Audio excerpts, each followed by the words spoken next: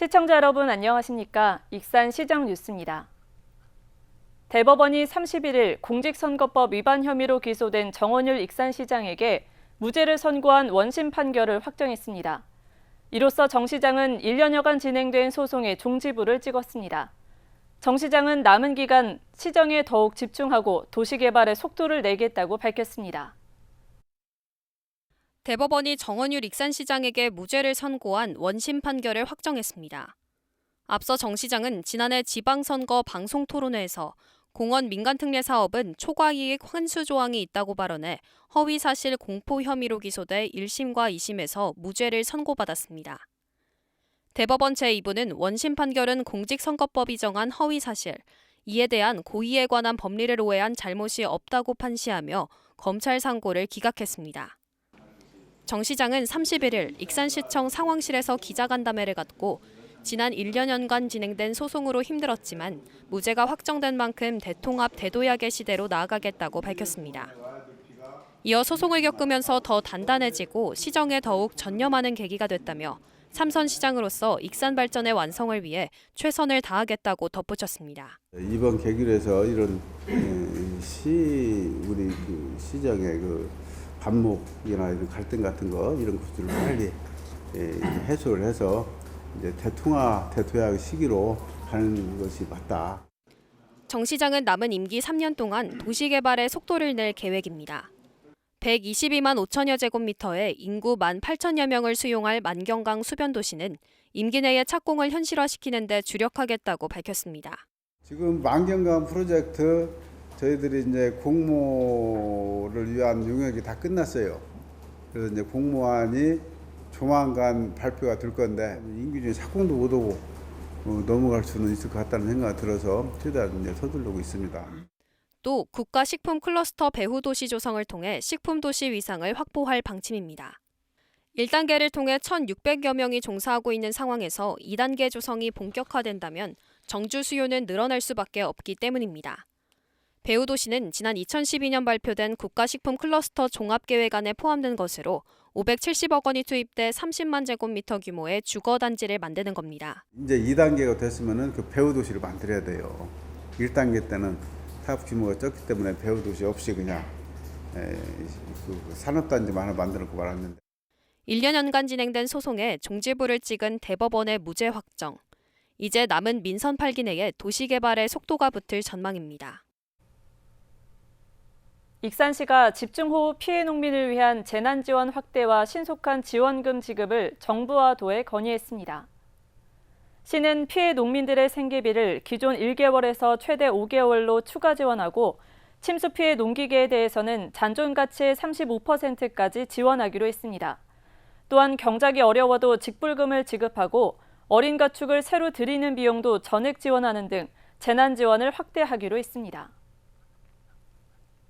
익산시가 세 번째 공모한 민간 기록물을 일반에 공개했습니다. 익산 예술의 전당 미술관 전시실에서는 3차 공모를 통해 접수된 민간 기록물 3,112점이 9월 24일까지 공개됩니다. 이번 공모에서 이리역 폭발 사고 당시 박정희 전 대통령의 이리 방문 사진 등이 포함된 앨범이 대상을 받았습니다. 3차 공모에 민간 기록물을 기증한 시민은 103명입니다. 익산 신흥저수지 둘레길 산책이 오전 9시 전에도 가능합니다.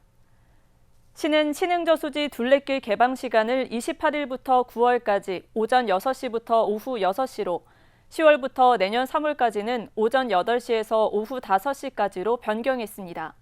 이에 따라 시는 출근 전 저수지 둘레길 산책이 가능해 직장인들에게 큰 호응을 얻을 것으로 기대하고 있습니다. 상병수당 시범사업 2달여 만에 익산시의 25명이 1,100여만 원을 지급받았습니다. 상병수당은 근로자가 부상이나 질병으로 인해 경제활동이 어려울 경우 소득의 일부를 지원하는 제도입니다. 어깨 통증으로 입원 치료를 받은 근로자. 근로자는 몸이 아프지만 밥벌이에서 손을 놓고 치료에만 전념하기에도 부담이 컸습니다.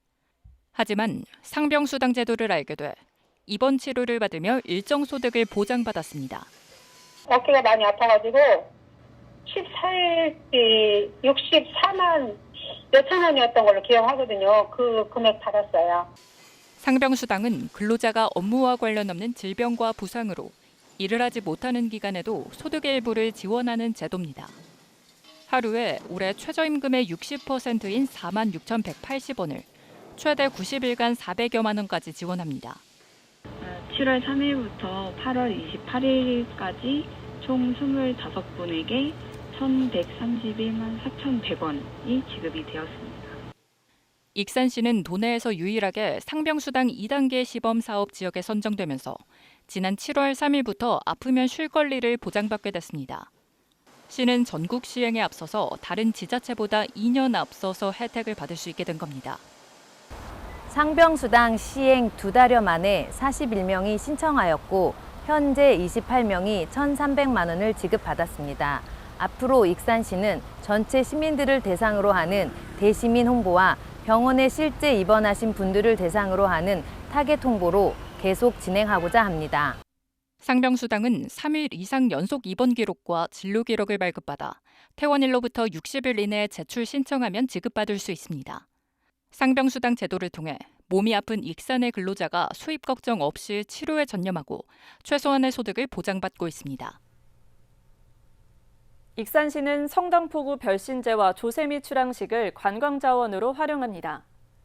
시에 따르면 익산시가 농촌진흥원이 주관한 농경문화 소득화 모델 구축 공모 사업에 선정돼 역사문화 자원을 활용한 관광상품 개발에 나섭니다. 시는 성당포구 마을의 별신제, 조세미 출항식, 농악 등을 관광상품으로 개발합니다. 한편 시는 이번 공모 사업 선정으로 2년간 4억 2천만 원의 사업비를 지원받습니다. 육군 부사관학교 통합 입교식이 익산시의 주요 행사로 자리 잡아가고 있습니다. 통합 입교식은 시에서 지난해 8월부터 개최됐으며 지난 30일 23년 3기 입교식을 열었습니다. 시는 입교식에 참석한 후보생과 가족들 1,000여 명에게 시의 주요 관광지와 음식점 등을 홍보했습니다. 통합 입교식에는 기수별로 1,000명에서 3,000여 명이 참석해 지역경제 활성화에 도움이 되고 있습니다. 익산 바로북 서비스가 확대 운영됩니다. 익산시에 따르면 바로북 서비스 참여 서점이 기존 6곳에서 8곳으로 늘었습니다. 또 시민 이용률이 늘어남에 따라 바로북 서비스에 투입되는 월 예산 한도액도 기존 1,000만 원에서 1,500만 원으로 증액했습니다. 동네 서점을 통해 읽고 싶은 책을 무료로 볼 수 있는 바로북 서비스는 올 들어 지난 7월 말까지 3,081명이 4,277권을 이용했습니다. 추석을 앞두고 햇배 수확이 한창입니다. 이런 가운데 익산 배 농가들은 연말까지 캐나다와 베트남 등지로 300톤을 수출하기 위해 구슬땀을 흘리고 있습니다. 앞서 익산 딸기도 수출에 성공했는데 이들 과일은 국내 품종으로 해외 시장을 공략하고 있습니다. 익산 금마에 있는 수출배 전문 단지입니다. 이미 지난주에 캐나다 16톤과 베트남 6톤이 첫 수출 물량으로 팔려 8,200만 원의 수익을 올렸습니다.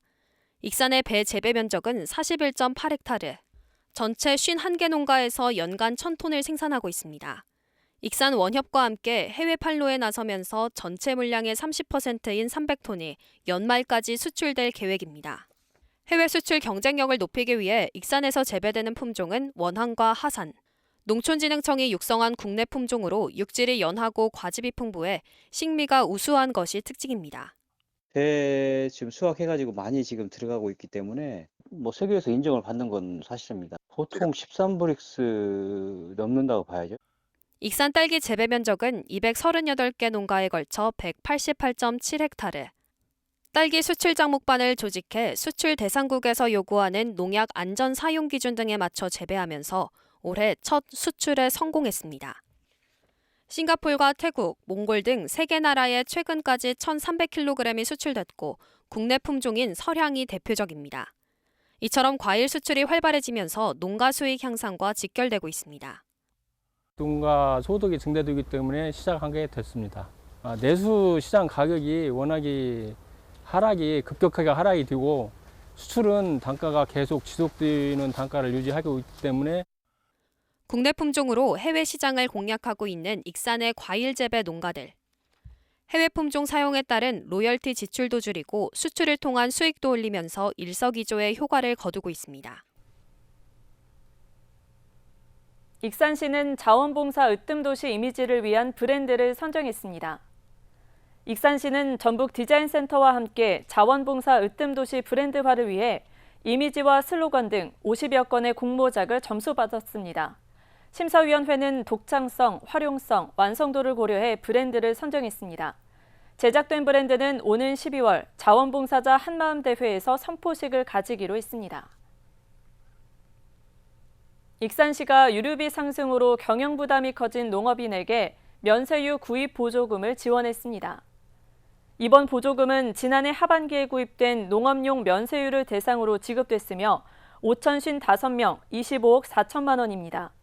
익산시는 유가 상승이 이어지고 있다며 올 1월부터 2달간 이뤄진 농업용 면세유 구입분에 대해서도 추석 전에 보조금을 지급하기로 하고 9월 22일까지 신청받기로 했습니다. 익산사랑 장학재단은 1학기에 이어 2학기에도 지역대학 신입생들에게 장학금을 지급합니다. 장학금은 원광대와 원광보건대, 전북대 특성화 캠퍼스, 폴리텍대학 익산 캠퍼스 등 4개 대학 신입생들에게 50만 원씩 지급됩니다. 2023년 신입생 중 시에 1년 이상 연속해서 주소를 두고 있거나 1학기 장학금을 받고 2학기에도 재학 중이면 신청 가능합니다. 접수는 9월 12일까지 대학 접수처에서 신청하면 됩니다. 다음은 읍면동 소식입니다.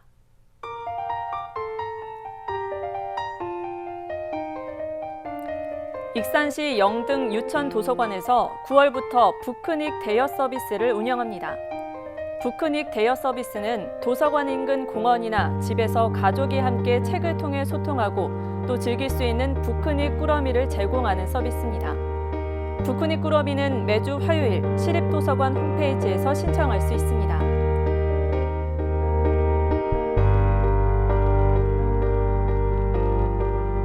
익산 보석박물관에서 9월부터 다이노 키즈월드 가을 대축제에서 1+1 행사를 진행합니다. 다이노 키즈월드 체험객에 한해 실외 놀이체험 시설을 모두 무료로 이용할 수 있습니다. 이것으로 익산 시정 뉴스를 마칩니다. 시청해주신 여러분 고맙습니다.